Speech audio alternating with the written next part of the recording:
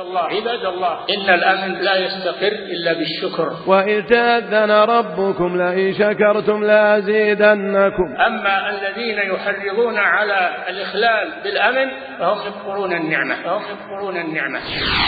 ليس من النصيحة لولي الأمر الخروج عليه بالمظاهرات والفوضى والاعتصامات، هذه البهيمية، هذه فكرة شيطانية، هذه تفرق، تسبب النزاع، تسبب القتال، تسبب السلب والنهب، تسبب ضياع الأعراض، تخرب البلاد.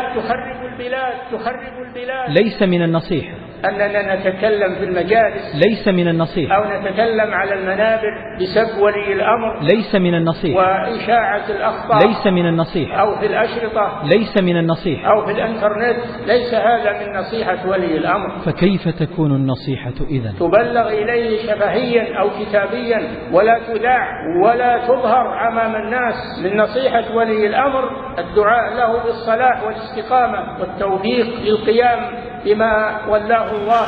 وأيد بالحق إمامنا خادم الحرمين الشريفين، اللهم وفقه لما تحب وترضى، وخذ بناصيته للبر والتقوى، وهيئ له البطانة الصالحة. اللهم انصر به دينك وأعل به كلمتك، واجمع به كلمة المسلمين على الحق والهدى يا رب العالمين.